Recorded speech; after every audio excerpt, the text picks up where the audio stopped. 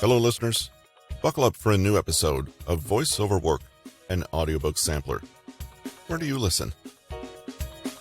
Today is January 23rd, 2023.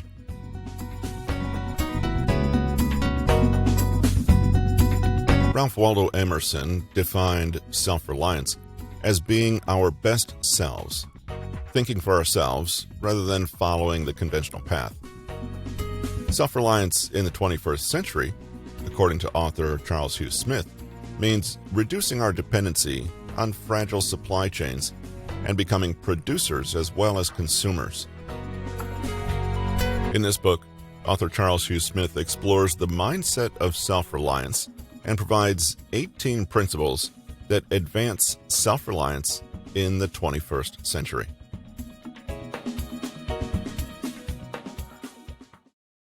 The difference between self-reliance in 1841 and the 21st century. What is self-reliance? Ralph Waldo Emerson's advice in his 1841 essay, Self-Reliance, still rings true today. Be yourself. No base imitator of another, but your best self. There is something which you can do better than another. For Emerson, self-reliance means thinking independently, trusting your own intuition, and refusing to take the well-worn path of conforming to others' expectations. This celebration of individualism is the norm today, but it was radical in Emerson's more traditionalist day. What's striking about Emerson's description of self-reliance is its internal quality. It's about one's intellectual and emotional self-reliance, not the hands-on skills of producing life's essentials. Emerson doesn't describe self-reliance in terms of taking care of oneself in practical terms, such as being able to build a cabin on Walden Pond and live off foraging and a garden like his friend Thoreau. The land on Walden Pond was owned by Emerson. Emerson did not address practical self-reliance because these skills were commonplace in the largely agrarian, rural 1840s. Even city dwellers mostly made their living from practical skills, and the majority of their food came from nearby farms. Imported sugar, coffee, tea, and spices were luxuries. The economy of the 1840s was what we would now call localized. Most of the goods and services were locally produced, and households provided many of their own basic needs.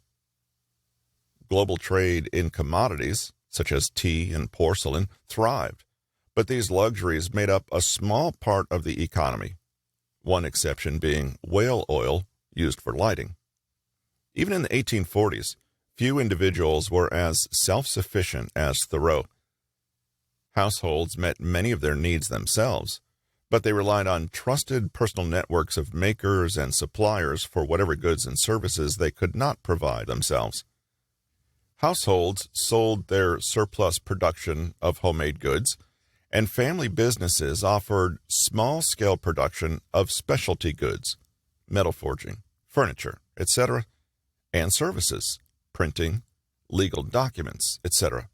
For example, Thoreau's family business was manufacturing pencils and supplying graphite, pencil lead. Before he took over this business on the death of his father, he earned his living as a surveyor. Households obtained what they needed from local networks of suppliers who were known to them. If some item was needed from afar, the local source had their own network of trusted suppliers. The government's role was also limited.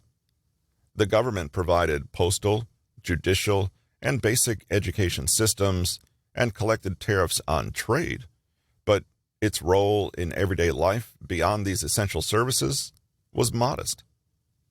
The conditions of Emerson and Thoreau's day, localized, hands-on self-reliance was the norm, and the elevation of the individual as radical have reversed.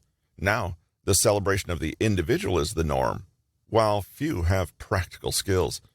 Our economy is globalized, with few, if any, of the good.